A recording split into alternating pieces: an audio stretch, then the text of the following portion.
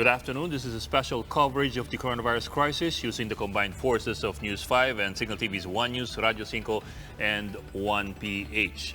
The militant labor group Kilusang Mayo Uno has taken their traditional Labor Day protest online. The group insists that the Duterte administration has left the country more vulnerable not only to COVID-19 but also to other labor issues. The online protest was done through the video conference app Zoom. In a speech before online protesters, KMU Secretary General Jerome Adonis warned that a prolonged lockdown may result to retrenchment in some sectors as employers strive to cut expenses. Adonis also condemned what he called militarization of government's COVID-19 response. The group conducted a 30-second noise barrage and burned an effigy of the president, similar to past actions in Mendiola. President Duterte assures workers that the government will continue to uphold their rights. In his Labor Day message, the president says the government is committed to protect the rights of workers through the humanization of law and equalization of social forces. The president reminds the business sector to help him improve the lives of their workers by giving them stable career opportunities and humane working conditions. The Interior Department has ordered the creation of OFW Desks to assist repatriates returning to their hometowns. The agency wants regional offices to set up special desks dedicated to answering the concerns of OFWs on quarantine and other health matters. The move comes after reports of discrimination against migrant workers who have been repatriated from virus-stricken countries. Some overseas workers were reportedly barred from entering their communities and from seeking quarantine in the nearest available facilities. Several agencies have already set up a one-stop shop in NAIA to assist OFWs required to undergo a 2-week quarantine in government-provided isolation facilities. The DILG says at least 8,000 OFWs have returned to the country. It is not just COVID-19 that people are worried about during this pandemic. Psychiatrists remind the public to take care of their mental health, as everybody can be vulnerable to mental health problems. Dale Rivera with the story. For someone who's used to living alone since entering college, Russell Batoy was not spared from the changes in lifestyle brought by the enhanced community quarantine. He was stranded in his dorm in Manila, trying to survive the COVID-19 crisis alone. But it is not just the health crisis that he is dealing with. Russell has been diagnosed with a major depressive disorder, a mental health condition that affects one's mood and behavior. Russell says coping with the so-called new normal is already hard for him, and going through a pandemic alone worsens his condition. Hospitals rejected him since his condition is not deemed as urgent. It also doesn't help Russell that he has massive schoolwork to finish before the academic year ends. Everything, sir, feels like parang it's pulling me back to doing those school activities instead of worrying about, hindi ko naman sinasabi na dapat ma-experience nila yon, pero I think in situations like this, even if sometimes you don't understand, I think a little kindness and compassion towards other people. Psychiatrist Jerome Go insists that mental health problems should not take a backseat in the current health crisis. He explained that people who have been previously diagnosed with mental health conditions are more vulnerable to a relapse as the world shifts to a new paradigm. Kung kaya ngayon, kailangan alam ng mga pasyente, yung mga dating kahit hindi pa na-diagnose, na ang anxiety ay nagmumula sa mga sitwasyon na hindi natin kontrolado. Go also explains that everyone is vulnerable to mental health problems during the pandemic, even those who feel normal at this point. The COVID-19 crisis has taken its toll on people, and the stress it brings takes them to a different perspective, that one where it is barely recognized by many. And while everyone is fighting this crisis, another part of the world is also hoping to see better days ahead, a future where mental health will also be given a priority. For now, Go advises everyone to have a strong support system during this time. Kaya't napakahalaga na manatili tayong konektado sa mga tao, no? Sa mga kaibigan natin, sa pamilya natin, para alam nila kung meron tayong mga hindi napupuna sa sarili natin at sila ang pwedeng magtulong para magsabi sa atin. Sila yung magdadala sa ating kamuwang, no? Yung bring to our attention na merong ganitong mga nagbago sa atin. For News 5, Dale De Vera, we're One News.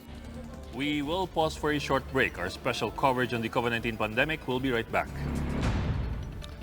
Welcome back. You're still watching the special coverage of the coronavirus crisis using the combined forces of News 5 and Signal TV's One News, Radyo 5, and 1PH. Marikina City's own testing laboratory begins conducting swab tests after finally getting the green light from the Department of Health for its operations. Greg Gregorio joins us to tell us more. Greg, paano diskarte ng Marikina LGU sa swab tests? Sinimula na nga ngayon ng Marikina LGU ang pagsasagawa ng mga swab tests para sa mga specimen na ipoproseso mismo ng kanilang molecular diagnostic laboratory para sa COVID-19 testing. Dati kasi yung mga specimen na nakukuha dito sa Marikina ay ipinadadala pa sa Research Institute for Tropical Medicine o RITM, Lung Center of the Philippines o di kaya naman ay sa iba pang partner laboratories ng Marikina. Katunayan, kanina lang ay dinala na rin doon sa Marikina Laboratory yung unang specimen na isa sa ilalim nga nila sa COVID-19 testing. Ayon kay Marikina Mayor Marcelino Teodoro, 600 to 800 individuals ang target nilang maswab hanggang sa mga susunod na araw. Parte daw ang bilang na ito ng kanilang binuong link map mula sa isinagawang contact tracing ng mga nakasalumuhan ng COVID-19 positives sa kanilang lungsod. Kabilang dito ang mga unang natukoy na persons under investigation at persons under monitoring. Gayon din ang kanilang mga frontline health workers.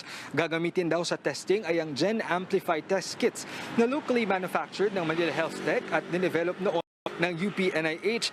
Ayon sa alkalde, nakita naman daw ng mga kinaukulan na pareho ang resultang nakukuha ng Gen Amplify test kits kumpara doon nga sa Sansure test kits mula China na ginagamit din ng RITM na siya namang pinagamit sa kanila sa huli nilang proficiency testing. Paliwanag ni Teodoro, mahalagang locally manufactured test kits ang kanilang magamit dahil mas mura ito. Lalo't kakailanganin nila ng maraming test kits para sa planong pagsasailalim rin ng marami pang individual sa testing base sa kanilang gagawing random sampling sa kanilang populasyon. 400 tests ang kayang iproseso ng kanilang laboratorio kada araw. May lalabas ang resulta sa loob ng isang araw. Napakahalaga daw ng testing na ito para makita ang totoong datos ng COVID-19 cases sa lungsod para sa naayong pagtugon ng lokal na pamahalaan. Matatanda ang higit isang buwan ng inabot ng accreditation ng Marikina mula sa nauna nilang binuong laboratorio sa 6th floor ng kanilang City Health Office hanggang sa pagpalya nga nila dito sa nakaraan nilang proficiency testing bago ang natanggap na accreditation kahapon. At kasunod naman nung natanggap nga nilang accreditation for COVID-19 testing kahapon ay isinasapinal na ngayon ng Marikina yung ilan pang mga bagay alinsunod doon sa Memorandum of Agreement nila sa pagitan ng Antipolo at San Mateo para sa pagtanggap naman ng specimen mula sa mga lugar na ito na isa sa ilalim sa COVID-19 testing. Nauna rin kasing ipinaliwanag noon ni Mayor Teodoro na mahalaga yung kanilang partnership with San Mateo at Antipolo dahil meron silang commingling of residents dahil magkakatabi lamang itong mga lungsod at munisipalidad na ito. Yung actual accreditation itong testing facility in Marikina took longer than we thought. Kasi if I remember correctly, last week pa natin inaakalang magbubukas ito matapos mag-training ng mga medical medtech personnel ng Marikina doon sa RITM. So what happened in those 2 weeks that we were waiting? Yes, tama ka. No? After nga makapasa doon sa training ng mga personnel ng kanilang laboratorio, ay inakala natin na magiging mabilis yung accreditation nila. Dahil kasunod kasi nung pagpasa nila sa training ay yung pagsasubmit naman ng positive sample sa RITM. Nung nakaraan, sinabi ni Mayor Teodoro na nakapag-submit naman sila agad ng sample sa RITM. Yun nga lang ayon sa DOH, doon sa sinubmit nilang positive sample sa RITM, may nakitang amplification. Ito ay isang ito ay isang medyo technical na problema pagdating doon sa resulta. Kasi ayon kay nung nakausap natin si Health Undersecretary Maria Rosario Vergere, ito amplification ay nakikita sa graph analysis ng result. Halimbawa doon sa PCR setup. Sa PCR setup kasi may tinatawag na positive control at negative control. Dapat yung amplification o yung pagpapadami ng certain strand na hinahanap ay mangyayari doon sa positive control. Ngunit dito sa nakaraang proficiency test ay nagkaroon daw ng amplification sa negative control. Pero dahil nga na-accredit na sila ngayon ay sinasabing maayos na o pareho na sa resultang hinahanap ng RITM yung sinubmit ng Marikina Molecular Diagnostic Laboratory. Bok? Bali yung negative control, yung dapat walang trace ng virus strands, nagkaroon pa pala ng trace ng virus strands. So mukhang na-resolve na yung issue yun. Sige, maraming salamat, Greg Gregorio. United Nations Secretary General Antonio Guterres laments what he calls a lack of leadership by world powers and a divided international community in the fight against COVID-19. Guterres made the remark after U.S. President Donald Trump accused Beijing of mishandling the pandemic to make him lose his re-election bid in November. He says unity among international leaders is more important now than ever. The UN chief adds that the U.S. and China are vital countries in fighting the pandemic. It is obvious that there is a lack of leadership. It is obvious the international community is divided in a moment where it would be more important than ever to be united. There is indeed a problem of leadership, or if you want, a disconnect between leadership and power. We see remarkable examples of leadership, but they are usually not associated with power. And where we see power, we sometimes do not see the necessary leadership. I hope this will be overcome sooner rather than later. Self-driving cars are making their way to the streets of California in the U.S. as they venture in the delivery scene amid the COVID-19 pandemic. General Motors Company's self-driving unit Cruise delivers to senior citizens in need in San Francisco. 2 safety backup drivers joined the trips, wearing masks and gloves to drop off the food at doorsteps. Meanwhile, self-driving cars by Toyota-backed Pony.ai are delivering groceries in Irvine, while Nuro is putting their latest R2 vehicles to deliver medical supplies to health facilities in Sacramento and San Mateo County. None of these companies are making any money from their deliveries, but are gaining experience and data on delivery operations. And that's the latest on the enhanced and expanded community quarantine. For more updates, follow News 5, the Philippine Star, and Business World Online. I'm Ed Lingao. We are One News.